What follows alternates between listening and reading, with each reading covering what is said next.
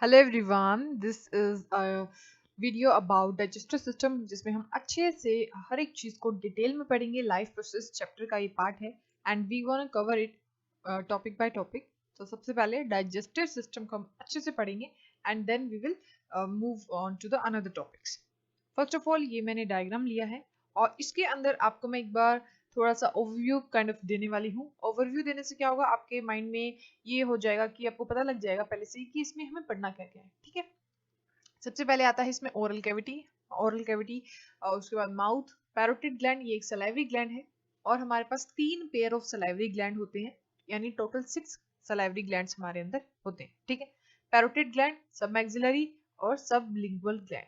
ठीक है, ये हमें डिटेल में नहीं पढ़ने हैं बट आपको थोड़ा बहुत पता होना चाहिए इनके बारे में। फिर है फेरिंग्स। फेरिंग्स कॉमन पाथवे होता है हमारे एयर एंड फूड के लिए, ठीक है, दोनों के लिए। ये आगे हमारे पास होती है विंड पाइप, पीछे होती है हमारे पास oesophagus which is the food pipe. ठीक है, ये है स्टमक। स्टमक के अंदर गैस्ट्रिक ग्लैंड्स होते हैं जो कि कुछ सिक्रीशन करते हैं जिसकी वजह से खाना हमारा अच्छे से डाइजेस्ट होता है। और आपको पता होना चाहिए कि 4 से 5 घंटे के लिए खाना हमारे अंदर रहता है, हमारे स्टमक के अंदर रहता है। ठीक है, फिर है लीवर। लीवर और लीवर कुछ चीजें सिक्रीट करता है जो कि गोल ब्लैडर क्या करता है, स्टोर करता है।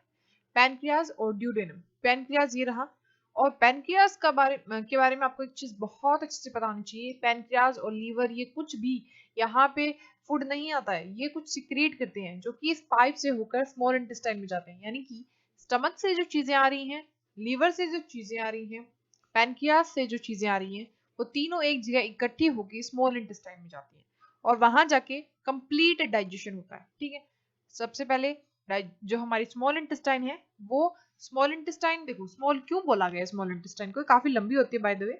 इसे स्मॉल इसलिए बोला गया है क्योंकि इसकी विड्थ जो है वो काफी ज्यादा कम होती है, और जो लार्ज इंटेस्टाइन है उसकी विड्थ ज्यादा होती है, इसलिए उसे लार्ज इंटेस्टाइन बोला जाता है, not because of the length. First of all फिर है जो ड्यूडोनम। देखो इसके 3 पार्ट है स्मॉल इंटेस्टाइन के, ड्यूडेनम, जेजुनम एंड इलियम। ठीक है, उसके बाद हमारी आ जाती है लार्ज इंटेस्टाइन। ये वर्मीफॉर्म अपेंडिक्स है। ये देखिए वर्मीफॉर्म अपेंडिक्स जो होता है, I am sorry, vermiform appendix जो होता है वेस्टिजियल ऑर्गन होता है। व्हाट डज दैट मीन कि ये जो है अब हम यूज नहीं करते। ये पहले जो है जब हम मीट, ह्यूमन बीइंग मीट खाया किया करते थे तब ये यूज होता था, अब ये यूज नहीं होता है। ठीक है, फिर है ये देखिए लार्ज इंटेस्टाइन के पार्ट आ गए हैं, सीकम, फिर असेंडिंग कोलोन, ये ट्रांसवर्स कोलोन, और ये है डिसेंडिंग कोलोन, और उसके बाद है रेक्टम एंड देन एनस। तो ये मैंने आपको एक बार ओवरव्यू दिया है, अभी हम एनसीईआरटी से रीड करेंगे and then we will find out कि क्या चीजें वहां पे और दी गई हैं। ठीक है, चलिए अब देखिए मैंने जो मेन चीजें हैं उनको हाईलाइट कर दिया, हम वही पढ़ेंगे और एक्स्ट्रा जो है इसमें कुछ एज सच इतना अच्छे से नहीं बताया गया। देखो हमारे पास सबसे पहले खाना आता है, हम टिथ से उसको क्रश करते हैं। हमारे जो टिथ हैं वो मैं एक बार आपको ओरली बता रही हूँ, ध्यान से सुनिएगा। 4 तरीके के होते हैं, ठीक है, incisor, canine, premolar and then molar. ये 4 तरीके के टिथ होते हैं हमारे अंदर। ठीक है, उसके बाद है ये क्रश करते हैं खाने को, और जो है हमें फिर मस्टिकेशन होती है खाने की। ठीक है, since the lining of canal is soft the food is wetted to make its passage smooth. तो सलाइवा करता है ये काम, वेटिंग ऑफ द फूड, जिसकी वजह से जो खाना है वो आराम से हम निगल के स्वेलो कर सकें। ठीक है, अब जब भी हम कुछ खाते हैं तो हमारे अंदर जो है, हमारे माउथ के अंदर सबसे पहले सलाइवा सिक्रीट होता है। कौन सिक्रीट करता है? Salivary glands. सलाइवरी ग्लैंड्स जो है आपको पता होना चाहिए, मैंने आपको बताया था 3 पेयर होते हैं, यानी टोटल 6 होते हैं, और ये सलाइवा जो है वो 99% ऑफ वाटर ही होता है, और उसके अंदर एक एंजाइम मिलता है जिसे हम बोलते हैं सलाइवरी अमाइलेज। क्या बोलते हैं? सलाइवरी अमाइलेज बोलते हैं। तो देखिए if it is to be absorbed from the alimentary canal it has to be broken into smaller molecules। तो ये हमें बोला गया है कि अगर खाने को हमें पचाना है तो हमें इसे छोटे छोटे हिस्सों में बांटना होगा, और इसके लिए हम हेल्प लेते हैं बायोलॉजिकल कैटलिस्ट की। अब कैटलिस्ट क्या चीज होती है, ध्यान से सुनिएगा। कैटलिस्ट क्या होता है कि कैटलिस्ट जो है हमारे रेट ऑफ रिएक्शन, जो भी बॉडी में हमारे रिएक्शंस होते हैं वहां वो सब के सब जो है वो कैटलिस्ट के थ्रू क्या होते हैं, एडेड होते हैं, यानी हेल्प हेल्प किए जाते हैं। कैटलिस्ट क्या करते हैं, रेट ऑफ रिएक्शन को अल्टर करते हैं, या फिर तो वो इंक्रीज कर देंगे या फिर तो वो डिक्रीज कर देंगे। और बायोलॉजिकल कैटलिस्ट जो कि हमारे प्रोटीन्स होते हैं, बेसिकली मोस्टली प्रोटीन्स होते हैं, वो जो है उनको हम एंजाइम्स बोलते हैं।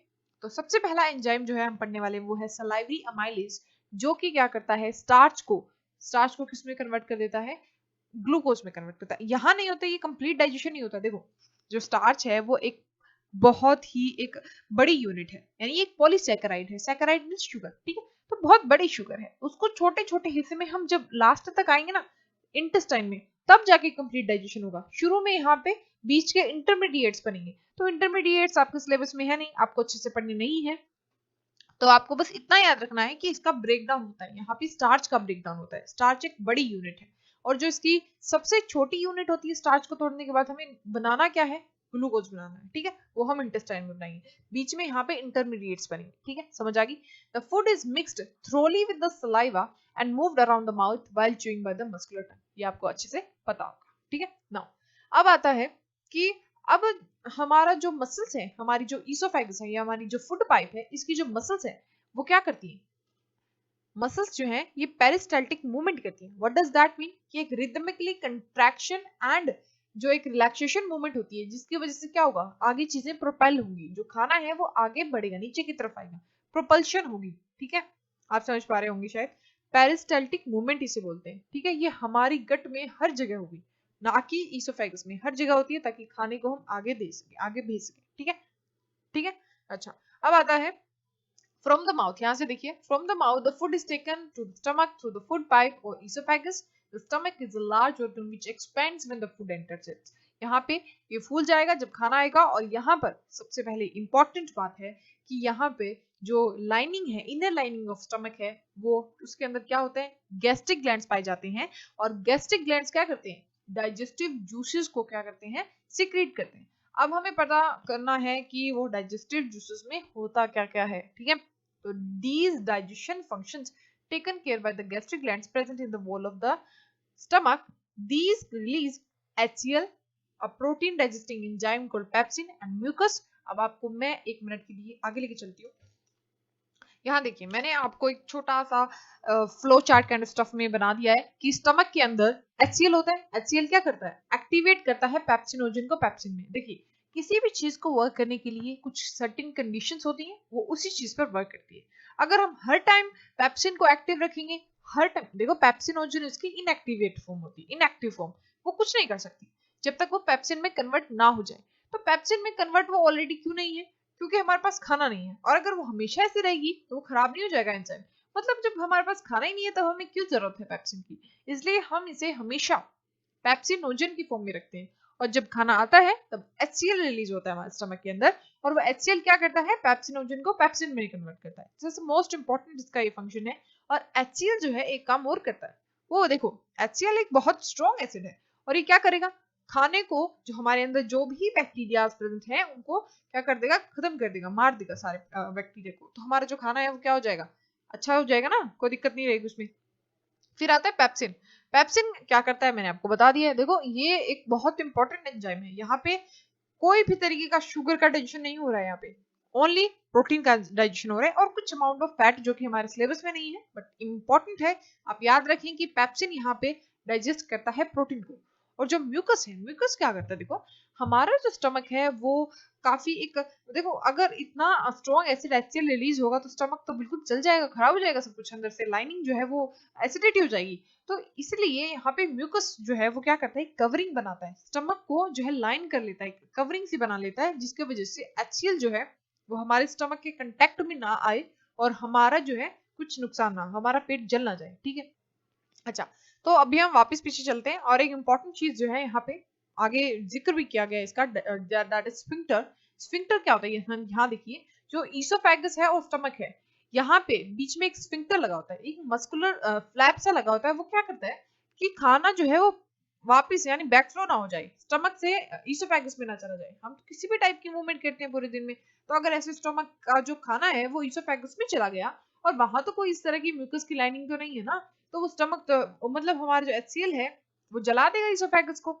ये ना हो और खाना जो है वो धीरे धीरे ईसोफेगस से स्टमक में आए, dip dip dip by dip आए, इसलिए इंपॉर्टेंट है यहाँ पे स्फिंक्टर्स हो। इसलिए यहाँ का जो स्फिंक्टर है इसे हम कार्डियो सॉरी इसे हम गैस्ट्रोइसोफेजियल स्फिंक्टर भी बोलते हैं, गैस्ट्रोइसोफेजियल स्फिंक्टर बोलते हैं, और प्रिवेंट करता है कि बैकफ्लो ना हो, ठीक है। तो स्टमक के बारे में मैंने आपको बता दिया कि यहाँ पे 3 चीजें होती हैं, HCl होता है, एक होता है हमारे पास प्रोटीन डाइजेस्टिव एंजाइम, और एक होता है mucus.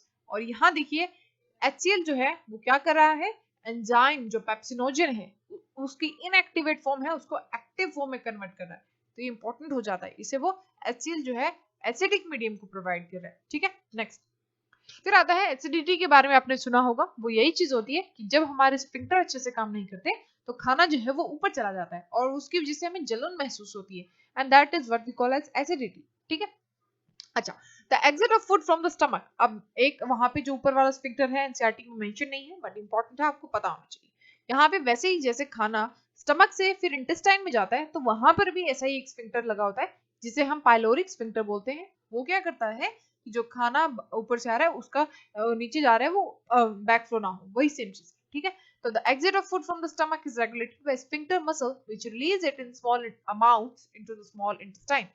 From the stomach, the food now enters the small intestine. This is the longest part.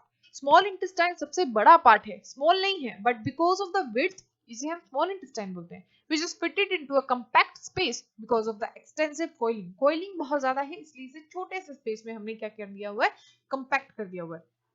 The length of the small intestine differs in various animals depending on the food they eat. ये इसलिए देखिए small intestine की जो length है वो different होती है।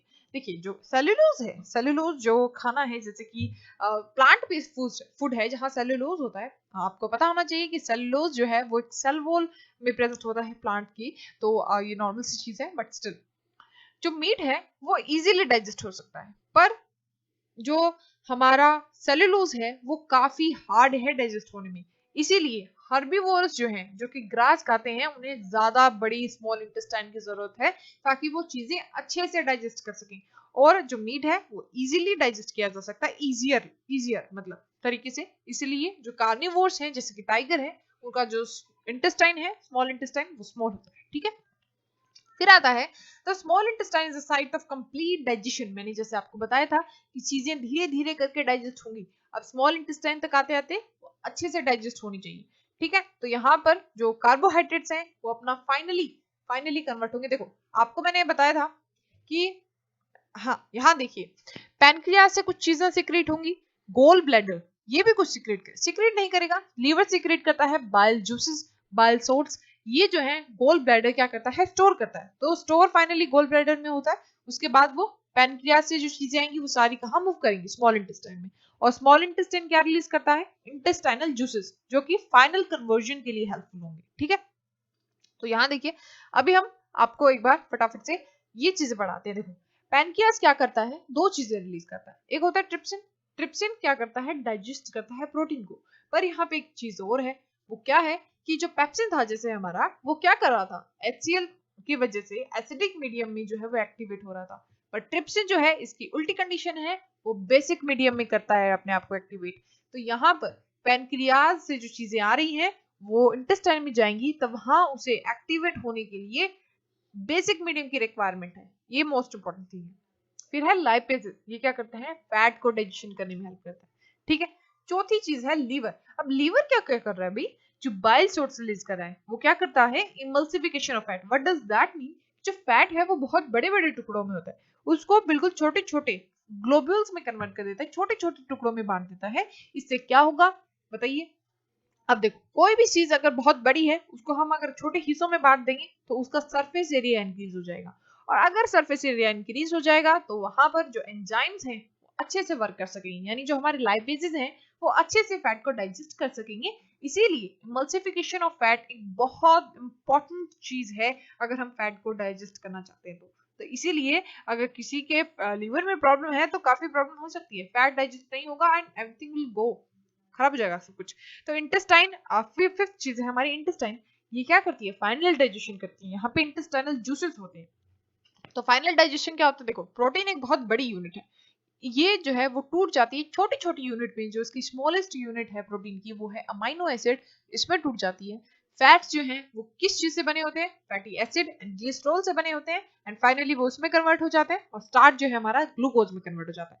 तो ये काफी टेबल मैंने इंपॉर्टेंट है, ये आपको अच्छे से याद होनी चाहिए, इसमें ये लिखी हर एक चीज।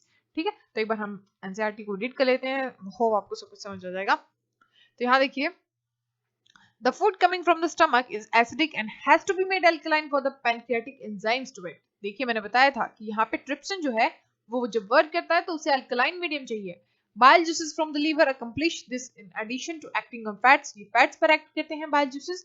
Fats are present in the intestine in the form of large globules which make it difficult for the enzymes to act on them.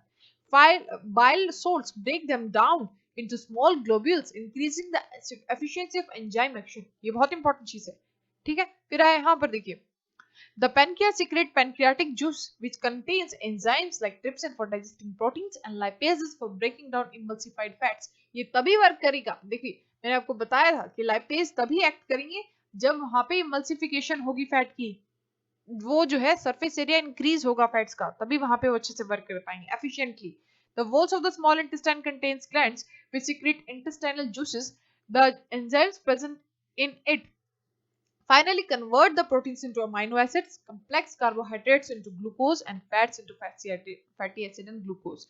ठीक है, glycerol, sorry, I'm so sorry, glycerol. ठीक है, ये बहुत इंपॉर्टेंट है, बहुत ही इंपॉर्टेंट है, तीनों चीजें याद होनी चाहिए.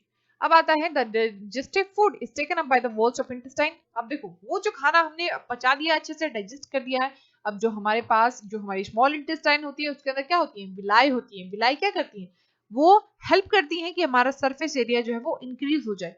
मतलब अगर हम किसी चीज को, लंबी चीज को उसको फोल्ड कर देंगे और फोल्ड कर देंगे तो वो जगह कम ऑक्यूपाई करेगी, तो और भी चीजें वहां पे जो है वो कर सकते हैं, क्या बोलते हैं उस चीज को, मतलब वहां पे डाल सकते हैं और सारी चीजें एडजस्ट करा सकते हैं ना, बहुत सारा स्पेस हो जाएगा हमारे पास. तो उसको हम सरफेस एरिया इंक्रीज करने में यूज करते हैं, और सरफेस एरिया जितना अच्छे से इंक्रीज हो जाएगा तो वहां पर हम हमारे फूड को आराम से जो है असिमिलेट कर पाएंगे, मतलब कि अब्जॉर्प्शन करा पाएंगे. अब्जॉर्प्शन क्या होता है, खाने को जो हमने पचाया है उसे अब्जॉर्ब कर लेना, और फिर वो जाएगा हर एक सेल के अंदर, असिमिलेशन होगा, यानी कि उसका यूज होगा, उस खाने का इस्तेमाल किया जाएगा ताकि हम क्या कर सकें, used for obtaining energy, building up new tissues and repair of the old tissues. ये खाना है वो हमें एनर्जी देगा, ठीक है. अब लास्ट पैराग्राफ पे आते हैं. The unabsorbed food is sent into large intestine where more villi absorb water from this material. The rest of material is removed from the body via anus. The exit of this waste material is regulated by anal sphincter. जैसे मैंने आपको बताया हर जगह sphincter लगे हुए हैं ताकि चीजें हमारी जो है एक रेगुलेटेड मैनर में जाए. तो जो अनअब्जॉर्ब फूड है वो लार्ज इंटेस्टाइन से कहाँ जाएगा, रेक्टम में जाएगा, एनएस में जाएगा और बाहर चला जाएगा हमारी बॉडी से, ठीक है. Very very simple. अब यहाँ पे डेंटल कैरिज के बारे में बताया गया है. डेंटल कैरिज का मतलब क्या होता है कि जो हमारा इनेमल है, देखो हमारी जो टीथ है उनका सबसे ऊपर का जो लेयर होता है उसे हम बोलते हैं इनेमल, जो कि बहुत स्ट्रॉन्ग है, जो हमारी बॉडी का स्ट्रॉन्गेस्ट पार्ट है और ये बहुत इजीली डिके नहीं किया जा सकता. उसके नीचे होता है डेंटाइल. दो चीजें होती है, ठीक है, इनेमल एंड डेंटाइल. तो जब क्या होता है ना, जब हम खाना खा लेते हैं, शुगर खा लेते हैं, ऐसी चीजें जिसमें शुगर ज्यादा है, तो क्या होता है, एसिड्स प्रोड्यूस होते हैं, और वो क्या करता है, वो एसिड वो सॉफ्ट कर देता है, हमारी जो इनेमल है उसको धीरे धीरे करके तोड़ना शुरू कर देता है, ठीक है.